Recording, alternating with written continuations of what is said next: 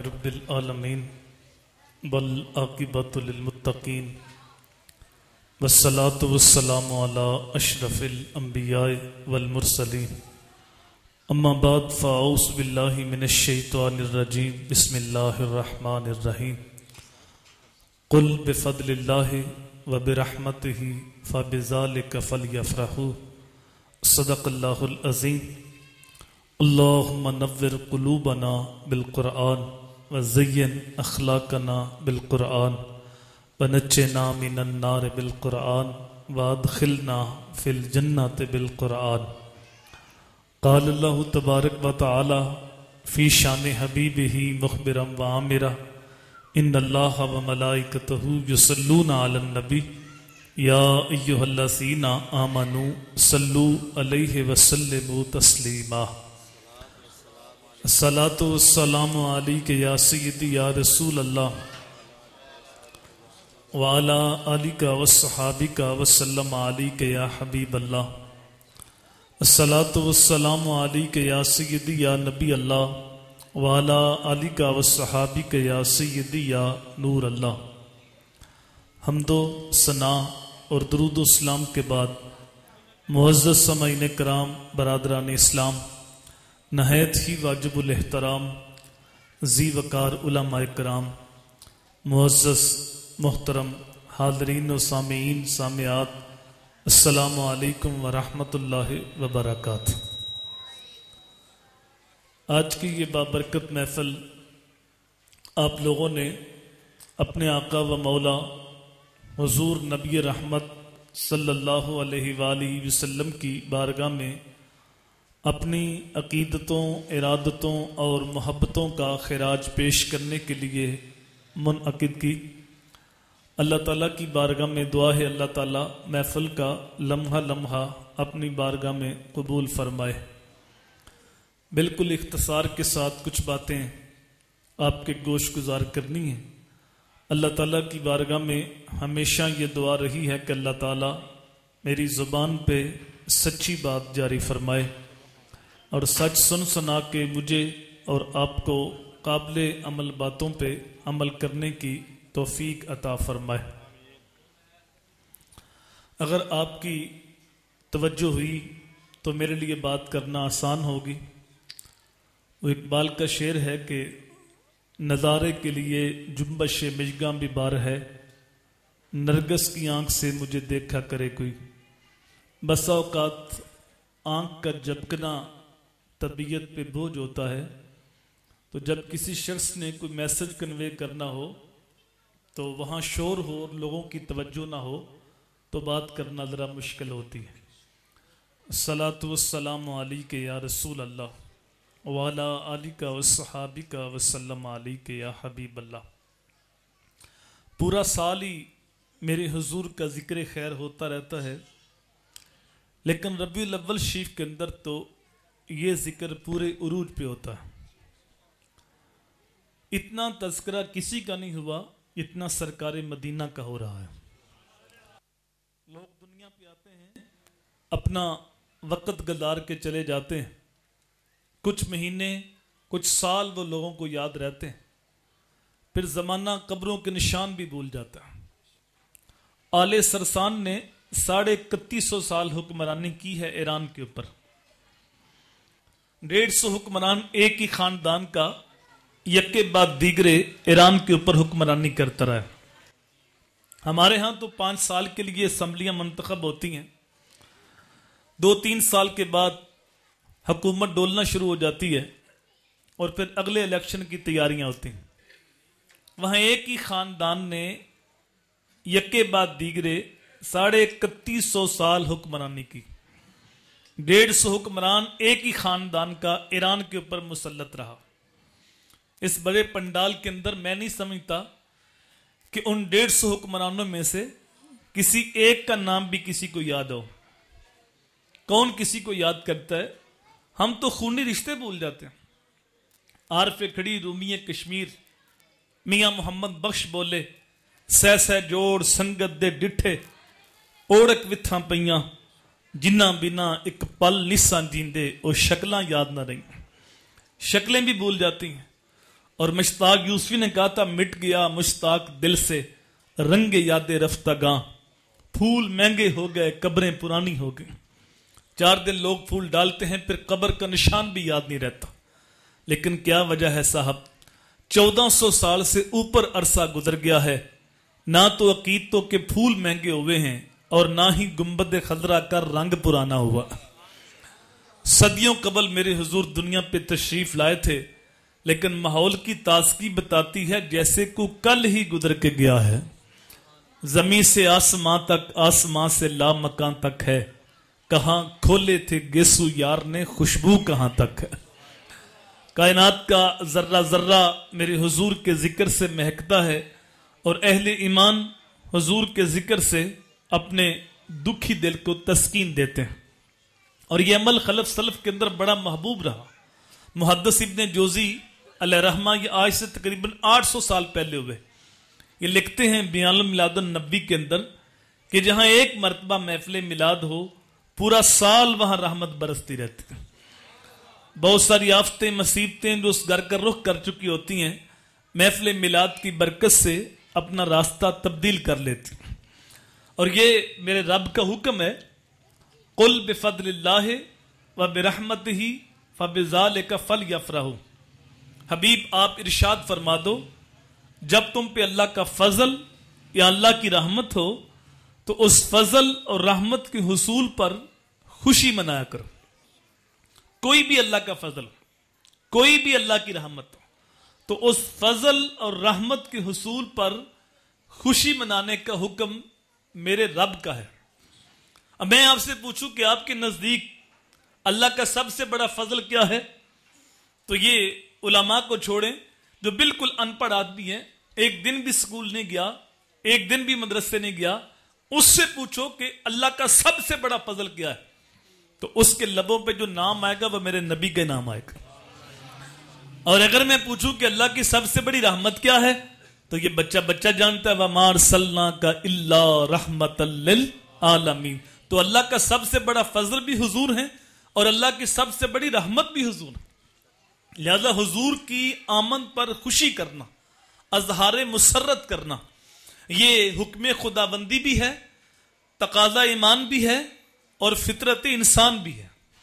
اللہ تعالیٰ نے انسان کی اس فطرت کو قرآن مجید کے اندر دوسرے مقام پہ بیان کیا، اذا ذقنا الانسان منا رحمتا فرح بها۔ جب بھی انسان کو ہماری جانب سے کوئی رحمت ملتی ہے تو وہ رحمت کے حصول پر خوش ہوتا ہے۔ یہ انسان کی فطرت کو بیان کیا۔ یہ مجھ سے قبل سناخہ پڑھ رہے تھے تو آپ سبحان اللہ کہہ رہے تھے تو ان کی طبیعت اور مچل رہی تھی، اگر وہ پڑھتے تو آپ منہ بسور لیتے، رخ دوسری طرف کر لیتے تو ان کی طبیعت میں تلخی پیدا ہوتی۔ فطرت ہے انسان کی اچھی چیز کے حصول پہ خوش ہوتا ہے۔ میں آپ کے پاس آیا، آپ نے محبتوں سے استقبال کیا، گلے میں پھولوں کے ہار ڈالے، اور اگر میں آتا تو آپ کی طبیعت کے اندر فرحت نہ آتی اور آپ خندہ پیشانی کے ساتھ استقبال نہ کرتے تو میری طبیعت کے اندر تلخی پیدا ہوتی کہ انہوں نے بلایا ہے اور یہ اچھے طریقے سے مل بھی نہیں رہے۔ فطرت ہے انسان کی کہ اچھی چیز کے حصول پہ خوش ہوتا۔ آپ محبت کے ساتھ کسی کو پھول پیش کریں، کسی کی تعریف کے لیے کوئی جملہ بولے تو وہ خوش ہوگا۔ چھوٹا سا بچہ ہے، آپ اس کو پیار کے ساتھ دیکھیں، اس کے چہرے کی بلائیں لیں، اس کے بالوں میں انگلیاں پھیریں تو خوشی سے مچل جائے گا، اور اگر اس کو تھپڑ ماریں، گور کر دیکھیں تو وہ روئے گا۔ یہ فطرت ہے انسان کی۔ اگر فطرت کے برعکس ہو، بچے کو پیار دیں، رونا شروع کر دے، اس کو گوریں، ہنسنا شروع کر دے، تو ہم کیا سمجھیں گے کہ توازن عقلی ٹھیک نہیں۔ ڈاکٹر کے پاس لے جو چھوٹا سا بچہ ہے، پیار دیتے تو روتا ہے، گورتے ہیں تو ہنستا ہے، جبکہ فطرت اس کے برعکس ہے۔ فطرت یہ ہے کہ اچھی چیز کے حصول پہ خوش ہوتا۔ یہ صرف مسلمان کی فطرت نہیں، ہر انسان کی فطرت ہے۔ کسی مسلک کا آدمی ہے، کسی مذہب کے ماننے والا، جب بھی اس کو کوئی اچھی چیز ملتی ہے خوش ہوتا۔ مسلک کو چھوڑو، مذہب کو چھوڑو، کسی مذہب کا آدمی اپنا گھر بناتا ہے، خوشی کا اظہار کرتا ہے، مٹھائی بانٹ رہا ہے، کس خوشی میں جی؟ پہلے کرائے پہ رہتے تھے، اللہ نے اپنا مکان دے دیا۔ گاڑی خریدتا ہے، مٹھائی تقسیم کر رہا ہے۔ پہلے رینٹ پہ گاڑی لیتے تھے، اللہ نے اپنی سواری دے دی، اللہ کا فضل ہوا۔ صاحب اولاد ہوتا ہے مٹھائیاں بانٹتا ہے، اللہ کا شکر ہوا، اللہ کا کرم ہوا، اللہ کا فضل ہوا، میں صاحب اولاد ہو گئی۔ شادی ہوتی ہے تو اس میں خوشی کا اظہار کرتا ہے، ولیمہ اسی خوشی کے لیے، عقیقہ صاحب اولاد ہونے کی خوشی کے لیے۔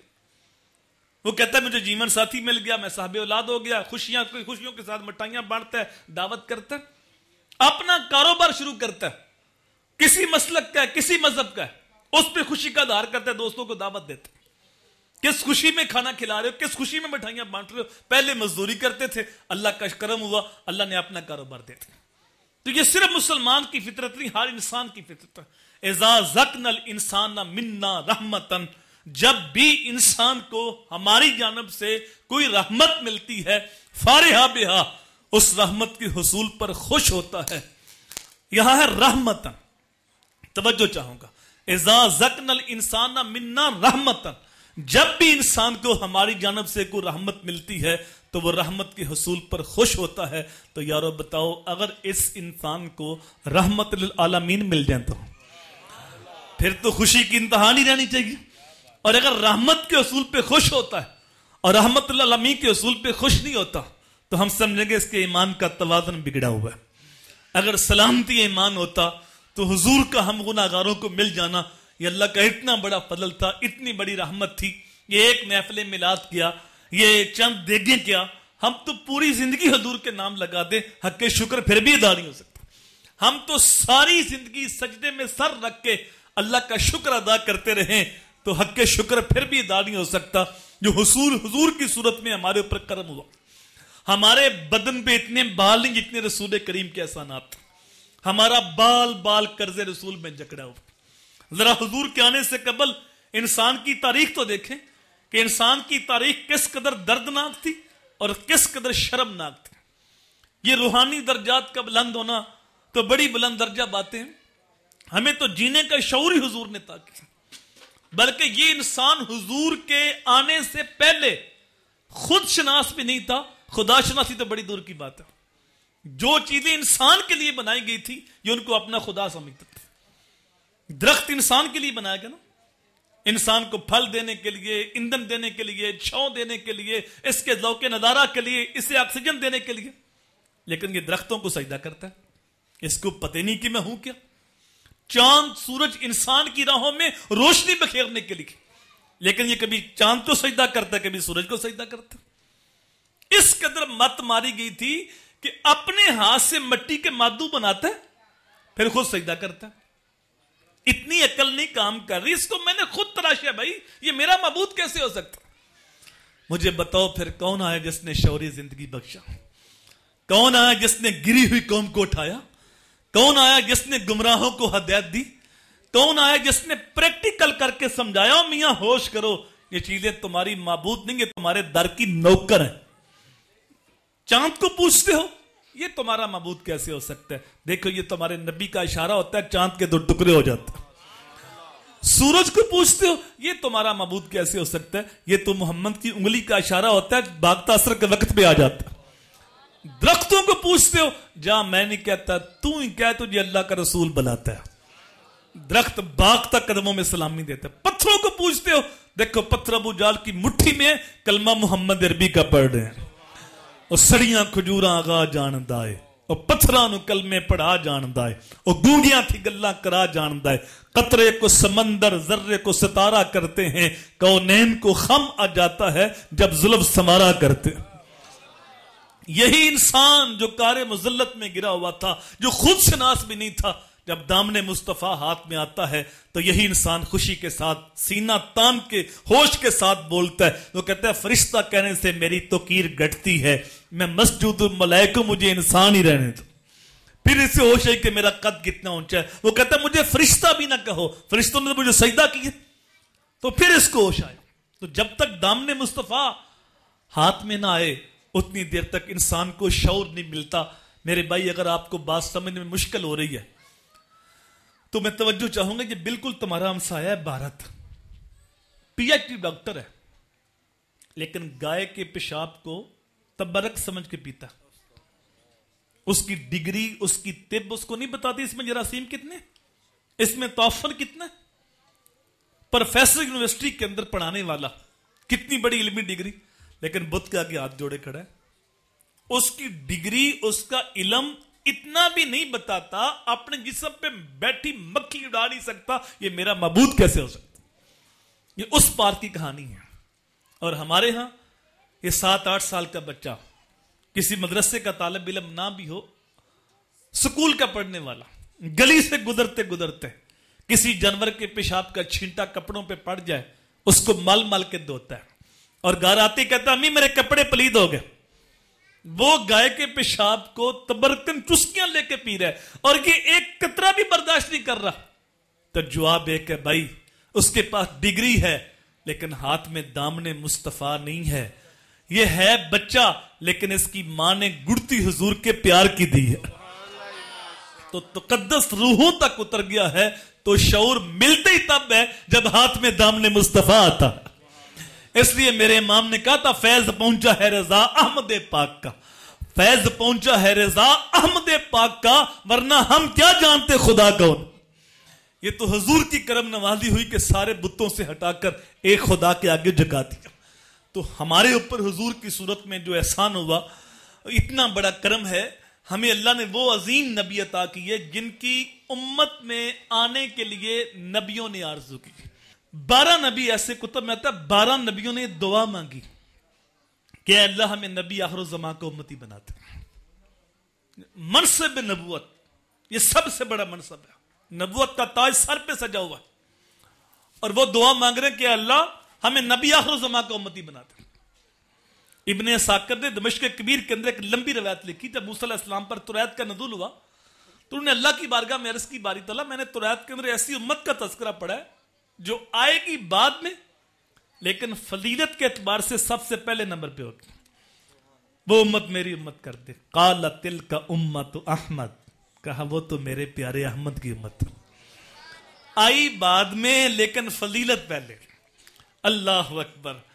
چونکہ اس امت کی نسبت ہوگی حضور کے ساتھ. بیٹا توجہ چاہوں گا، بیٹا باتیں نہ کرو، خاموشی اختیار کرو، بیٹا باتیں نہ کرو.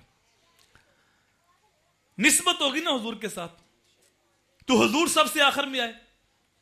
تو جس طرح حضور آخر میں آئے تو سارے نبیوں سے افضل، اس طرح یہ امت آئی آخر میں لیکن ساری امتوں سے افضل. حضور نے ایک مثال دے کے سمجھایا، فرمایا ایک بندہ صبح سے لے کے ظہر تک مزدوری کرتا ہے، اس کو 1 قرات ملتا ہے. ایک بندہ ظہر سے لے کے عصر تک مزدوری کرتا ہے، اس کا وقت تھوڑا ہے لیکن اس کو بھی 1 قرات ملتا ہے. اور ایک بندہ عصر سے لے کے شام تک مزدوری کرتا ہے، اس کا وقت دونوں سے تھوڑا ہے لیکن اس کو 2 قرات ملتے ہیں. فرمایا پہلی مثال یہود کی ہے، دوسری مثال نصارہ کی ہے، اور تیسری مثال میری امت کی ہے. عمل تھوڑا کرے گی اور اجر زیادہ پائے گی. باری تعالیٰ وہ امت میری کر دے جو آئے گی بعد میں فضیلت پہلے. کبھی آپ نے دیکھے فوجوں کو ٹریننگ کراتے ہوئے کہ ان کا جو کمانڈر ہوتا ہے نا وہ ان کو دوڑاتا ہے لین کے اندر. جب وہ ٹریننگ اختتام کو پہنچتی ہے تو وہ کہتا ہے اباؤٹ ٹرن، واپس پلٹو. تو وہ اوپر سے چکر کاٹ کے نہیں آتے بلکہ ان قدموں کے بل پلٹ جاتے ہیں. تو جو سب سے پیچھے ہوتا ہے وہ سب سے آگے ہو جاتا ہے. اس طرح امت مصطفیٰ جب دنیا پہ آئی تو سب سے آخر میں آئی، لیکن قیامت کے دن جب خدا جنت کے دروازے کھول کے اباؤٹ ٹرن کہے گا سب سے آگے امت مصطفیٰ ہوگی. میرے حضور نے فرمایا سارے نبیوں پر جنت حرام ہے جب تک میں جنت کے اندر نہ چلا جاؤں، اور ساری امتوں پر جنت حرام ہے جب تک میری امت جنت کے اندر نہ چلی جائے. باری تعالیٰ وہ امت میری امت کر دے. قال تلک امت احمد، کہا وہ تو میرے پیارے احمد کی امت.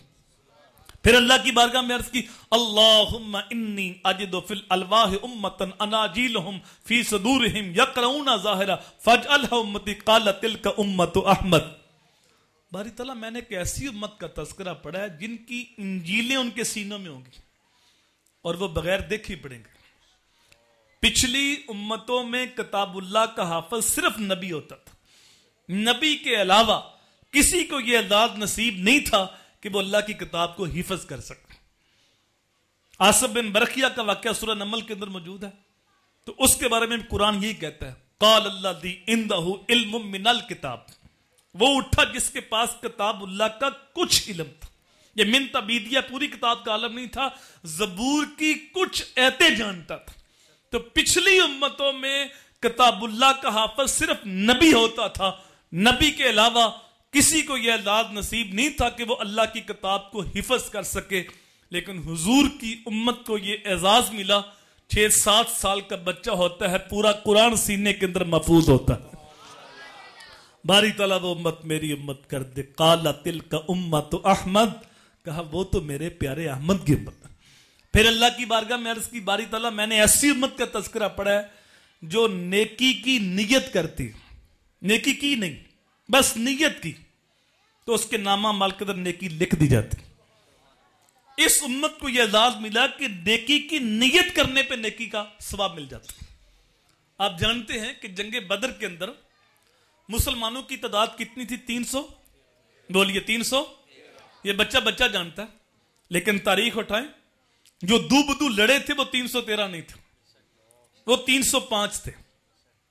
8 صحابہ وہ تھے جن کو حضور صلی اللہ علیہ وآلہ وسلم نے مختلف کاموں کی غرض سے راستے سے واپس بھیج دیا.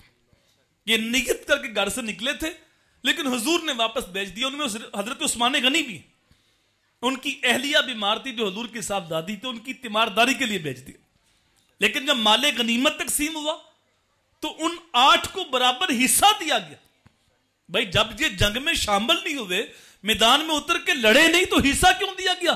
اس لیے کہ بندہ مومن کو نیت پہ ثواب ملتا ہے. تو یہ نیت کر کے گھر سے چل پڑے تھے، جنگ میں وہاں میدان میں جا کے لڑے تو نہیں، لیکن نیت کی بنا پہ یہ ثواب میں بھی شامل ہے، مال غنیمت میں بھی شامل. حدیث میں آتا ہے قیامت کے دن ایک بندہ نامہ مال کھولے گا، اس میں حج لکھا ہوگا. عرض کرے گا باری تعالیٰ میں نے حج کیا ہی نہیں. اللہ فرمائے گا تو نے حج تو نہیں کیا، لیکن جب لوگ جاتے تھے حج کرنے تیرا دل تڑپتا تھا، تیری تڑپ کو دیکھ کر تیرے نامہ مال کے اندر حج لکھ دیا. نیت المومن خیر من عملہ، مومن کی نیت اس کے عمل سے بہتر. تو جب بندہ مومن نیت کرتا ہے تو نامہ مال کے اندر نیکی لکھ دی جاتی ہے. باری تعالیٰ وہ امت میری امت کر دے. قال تلک امت احمد، کہا وہ تو میرے پیارے احمد کی امت. پھر عرض کی باری تعالیٰ میں نے کیسی امت کا تذکرہ پڑھا ہے جو ایک نیکی کرتی ہے لیکن نامہ مال کے اندر 10 لکھی جاتی. نیت کی تو نیکی لکھتی گئی، جب اس نے عمل کیا تو نیکی ایک کی لیکن نامہ مال کے اندر 10 لکھی جاتی. آپ جانتے ہیں کہ معراج کی رات اس امت پہ کتنی نمازیں فرض ہوئی تھی؟ 50. اور موسیٰ علیہ السلام عرض کرتے کہ آپ کی امت 50 نمازیں نہیں پڑھ سکتے. حضور اللہ کی بارگاہ میں عرض کرتے ہیں 5 معاف ہو گئی، 45 رہ گئی. موسیٰ علیہ السلام عرض کرتے ہیں یہ بھی یاد. حضور پھر گیا، پھر 5 معاف ہو گئی. روایت لمبی ہے، وقت سے مٹ گیا. 9 چکر میرے حضور نے لگائے، ہر بار 5 معاف ہوتی گئی، آخر میں رہ گئی 5. موسیٰ علیہ السلام عرض کرتے ہیں کہ آپ کی امت 5 بھی نہیں پڑھ سکتی، کیونکہ میں بنی اسرائیل کا تجربہ رکھتا ہوں، ان پر 2 فرض تھی وہ بھی نہیں پڑھتے تھے، تو آپ کی امت 5 نمازیں نہیں پڑھ سکتی. میرے حضور نے فرمایا کہ اب مجھے اپنے رب سے حیا تھی. چونکہ عادت باری تعالیٰ یہ ہے کہ ہر بار 5 معاف ہو رہی، جو 50 سے 5 کر سکتے وہ 5 میں بھی کمی کر سکتا. لیکن حضور نے امت پہ توقع رکھی کہ میری امت اتنی نکمی تو نہیں کہ 5 بھی نہ پڑھ سکے. میرے بھائی میں اور آپ غور کریں، کیا ہم اپنے رویے سے، طرز زندگی سے یہ تو ثابت نہیں کر رہے کہ ہاں ہم واقعی نکمے ہیں کہ 5 بھی نہیں پڑھ سکتے؟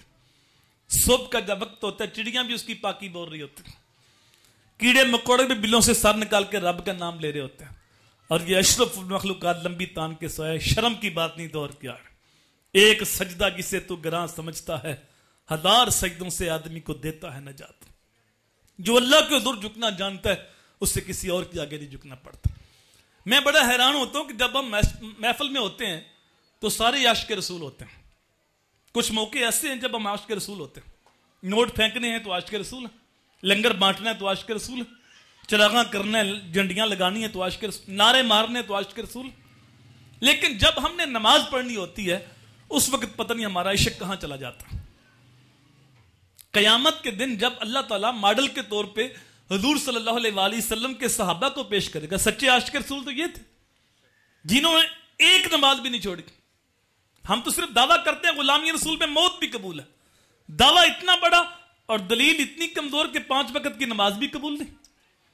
تو وہ جنہوں نے عملی طور پہ مال جان اولاد سب کچھ پیش کیا، صحابہ کے اندر تمہیں ایک صحابی بھی ایسا نہیں ملے گا جس نے زندگی میں جان بوجھ کے ایک بھی نماز چھوڑی ہے۔ میرے بھائی، مولا علی کی صرف ایک ہی قضا ہوئی تھی، اور وہ قضا بھی اطاعت رسول میں ہوئی تھی، غفلت کی قضا نہیں تھی۔ ہماری جب قضا ہوتی تو غفلت میں ہوتی، لیکن مولا علی کی جو قضا ہوئی وہ اطاعت رسول میں قضا ہوئی، اور اللہ نے قرآن میں کہا ہے میں یطیع الرسول فقد اطاع اللہ، جس نے رسول کی اطاعت کی اس نے اللہ کی اطاعت کی۔ تو پھر شریعت کا مسئلہ ہے، قضا ہو تو قضا پڑھ لو، روئے کیوں تھے؟ قضا پڑھ لیتے۔ میرے بھائی، روئے اس لیے تھے کہ علی نے کبھی قضا پڑھی نہیں تھی، قضا پڑھنے کی عادت نہیں تھی، کبھی قضا ہوئی نہیں تھی۔ یہ پہلا موقع تھا، قضا ہوئی تو اتنا دکھ ہوا کہ آپ رو پڑے۔ پھر میرے حضور نے سورج کو واپس پلٹایا، علی نے اس دن بھی قضا نہیں پڑھی، اس دن بھی ادا ہی پڑھی۔ ہم علی پاک کے نعرے تو مارتے ہیں لیکن نماز کے قریب نہیں جاتے، تو ہم کیسے علی کے محب ہیں؟ میرے حضور فرماتے ہیں حبب الی من دنیاکم ثلاث الطیب والنساء وجعلت قرۃ عینی فی الصلاۃ، مجھے تمہاری دنیا سے صرف 3 چیزیں پسند ہیں، ایک خوشبو، دوسرا منکوحہ عورتیں، اور تیسرا فرمایا نماز کے اندر میری آنکھوں کی ٹھنڈک رکھی گئی۔ وہ کیسا عاشق رسول ہے جو 5 وقت نماز پڑھ کے اپنے نبی کی آنکھیں بھی ٹھنڈی نہیں کرتا۔ اور میرے بھائی، دعووں سے نکلو، عملی طور پہ حضور کے غلام بنو۔ یہ فقط نعروں تک نہ رہ جائیں، ہم فقط دعووں تک نہ رہ جائیں، ہم چلتے پھرتے حضور کی تصویر نہ بنائیں۔ میری آدھے پونے گھنٹے گفتگو تھوڑی سی ذہن سازی تو کر سکتی ہے، لیکن زندگی بدلنے کا فیصلہ تو آپ نے کرنا۔ ہم سوچیں ہم کہاں کھڑے ہیں؟ حضور نے فرمایا کہ اب مجھے اپنے رب سے حیا آتی۔ کوئی کہہ سکتا ہے کہ اگر حضور کو علم غیب ہوتا تو حضور عرض کرتے باری تعالیٰ بعد میں جو 5 نہیں ہے پہلے 5 دے دے۔ اگر اس بات کو مان لیا جائے تو اللہ کو تو علم غیب تھا، اللہ پہلے 5 دیتا۔ اگر اللہ پہلے ہی 5 دیتا پھر لوگوں کو میرے نبی کی عظمت کا پتہ کیسے چلتا؟ کیونکہ اللہ کا یہ قانون ہے، لا تبدیل لکلمات اللہ، اللہ کی باتیں تبدیل نہیں ہوتی۔ لیکن یہاں 9 بار تبدیلی آئی۔ تبدیلی اس لیے آئی کہ محبوب کے ناد اٹھائے جا رہے ہیں، لوگوں کو بتایا جا رہا ہے کہ اللہ کی نظر میں حضور کا اتنا اونچا مقام ہے، حضور کہیں تو اللہ اپنی بات بھی تبدیل کر لیتا، اور جو باتیں تبدیل نہیں ہوتی اس کے لیے ایک نیا ضابطہ دیا، من جاء بالحسنۃ فلہ عشر امثالھا، جو ایک نیکی کرے ہم 10 کا ثواب دیں گے، تو پڑھو گے 5 ثواب 50 کے عطا فرمائیں گے، چونکہ اللہ کی باتیں تبدیل نہیں ہوتی۔ باری تعالیٰ وہ امت میری امت کر دے، قال تلک امت احمد، کہا وہ تو میرے پیارے احمد کی امت ہے۔ حدیث لمبی، 9 سوال کیے اور ہر سوال کے جواب کے اندر یہی کہا گیا وہ تو میرے پیارے احمد کی امت ہے، وہ تو میرے پیارے احمد کی امت ہے۔ پھر موسیٰ علیہ السلام نے ہاتھ اٹھا لیے، جولی پھیلا لی اور اللہ کی بارگاہ میں عرض کی، اللہم اجعلنی من امت احمد، اے اللہ اس امت کو میری امت نہیں بناتا، نہ بنا، مجھے اس نبی کا امتی بنا دے، وہ جس کے نام پر داؤد نے نغمہ سرائی کی، وہ جس کے ذکر پر شاہ سلیمان نے گدائی کی، دل یحییٰ میں رہ گئے ارمان جس کی زیارت کے، لب عیسیٰ پہ آئے وال جس کی شان رحمت کے، وہ بن کر روشنی پھر دیدہ یعقوب میں آیا، جسے یوسف نے اپنے حسن کی میں رنگ میں پایا۔ نبیوں نے تمنا کی، آرزو کی، دعائیں مانگی، یار ہم نے تو کوئی دعا نہیں مانگی، ہم نے تو کوئی آرزو نہیں کی، ہم تو راتوں کو اٹھ کے نہیں روئے، ہم تو سوئے تھے، بخت بیدار ہوئے جب ماں کی گود میں آئے تو مؤذن نے کان میں آ کے اذان دی، میاں مبارک ہو تو حضور کا غلام بن کے آیا ہے، شاہوں سے ملا ہے نہ سکندر سے ملا ہے، اللہ کا عرفان اسی در سے ملا ہے، اوروں کو ملا ہے تو مقدر سے ملا ہے، مجھ کو تو مقدر بھی تیرے در سے ملا۔ فخر کا دل میں دریچہ باز کرنا چاہیے، جن کا تو آقا ہے ان کو ناز کرنا چاہیے۔ ہمیں اس بات پہ ناز ہے کہ اللہ نے ہمیں حضور کا امتی بنایا ہے، ہم جتنا بھی شکر ادا کرے کم ہے۔ نبی دعائیں مانگتے رہے، آرزو کرتے رہے، کوئی اللہ کا گھر تعمیر کرتا ہے، بیٹے کو پاس کھڑا کرتا ہے، بیٹا میں دعا مانگتا ہوں تو آمین کہنا، ربنا وابعث فیہم رسولا، اے اللہ اس رسول کو بھیج بھی دے، وہ آنے والا کب آئے گا؟ آنکھیں بوڑھی ہو گئی، اس کا راہ تکتے تکتے گھر تو بن گیا، اس کو بسانے والا بھی بیچتا ہے۔ کوئی اپنی امت کا مجمع اکٹھا کرتا ہے اور امت سے کہتا ہے میں جا رہا ہوں، میرے بعد وہی آئے گا جس کے لیے ساری کائنات بنائی گئی، جس کے لیے آسمان کا تمبو تانا گیا، زمین کا فرش جس کے لیے بچھایا گیا، چاند اور سورج کے کمکمے جس کے لیے لگائے گئے، دریاؤں سمندروں کی سبیلیں جس کے لیے بہائی گئی، جو مقصود کائنات ہے، جو محبوب رب ہے، اسمہ احمد۔ چلو میں نام بھی بتاتا ہوں، اس کا نام احمد ہوگا۔ امت حیران ہو کے پوچھتی ہے کہ جس کی بات آپ کر رہے ہیں کیا وہ آپ سے بھی افضل ہوگا؟ کیونکہ ہر شاگرد یہ سوچتا کہ میرے استاد سے بہتر کون ہو سکتا ہے، ہر مرید یہ سوچتا کہ میرے پیر سے افضل کون ہو سکتا ہے، اور ہر امتی سوچتا کہ میرے نبی سے بہتر کون ہو سکتا ہے۔ اب عیسیٰ علیہ السلام کے حواریوں نے اپنی آنکھوں سے دیکھا تھا کہ اللہ نے یہ شانیں تو عیسیٰ علیہ السلام کو دی ہیں، کوڑی کے جسم پہ ہاتھ پھیرتے ہیں وہ شفا یاب ہو جاتا ہے، مادر ذات اندھے کی آنکھوں پہ ہاتھ رکھتے ہیں آنکھوں میں نور آ جاتا ہے، مردے کو ٹھوکر مارتے ہیں تو اٹھ کے باتیں کرنے لگ جاتا ہے، جو کھا کے آتے ہیں پیٹوں میں ہوتا ہے وہ بھی بیان کر دیتے ہیں، جو گھر میں جمع کر کے آتے ہیں وہ بھی بیان کر دیتے ہیں۔ اتنی شانیں تو ان کی ہیں، تو جن کی عظمت یہ بیان کر رہے ہیں کہ ان سے افضل ہوگا؟ تو امت نے حیران ہو کے پوچھا کیا وہ آپ سے بھی افضل ہوگا؟ سنیے عیسیٰ علیہ السلام کا جواب، آپ کے سینے میں ٹھنڈ پڑ جائے گی، اور میری گفتگو ختم، میں یہی چھوڑنے لگا ہوں۔ امت نے حیران ہو کے جب پوچھا کیا وہ آپ سے افضل ہوگا، تو عیسیٰ علیہ السلام نے کہا تم افضل ہونے کی بات کرتے ہو، وہ تو اتنی شانوں کا مالک ہے، اگر اس کے نالین کے تسمے کھولنے کی سعادت عیسیٰ ابن مریم کو مل گئی، یہ بھی مقدر کی بات ہے۔ فخر کا دل میں دریچہ باز کرنا چاہیے، جن کا تو آقا ہے ان کو ناز کرنا چاہیے، اگر میں ان کے نالین کے تسمے کھول سکوں تو میں اپنے مقدر پہ ناز کروں۔ اللہ نے وہ عظیم نبی ہمیں عطا کیا، ہم تو ساری زندگی حضور کے نام لگا دیں تو حق شکر پھر بھی ادا نہیں ہو سکتا جو حضور کی صورت میں ہمارے اوپر اللہ تعالیٰ کا احسان ہے۔ اللہ مجھے آپ کو حضور کے ساتھ وفا کرنے کی توفیق دے کہ محمد سے وفا تو نے تو ہم تیرے ہیں، یہ جہاں چیز ہے کیا لوح و قلم تیرے، وما توفیقی الا باللہ۔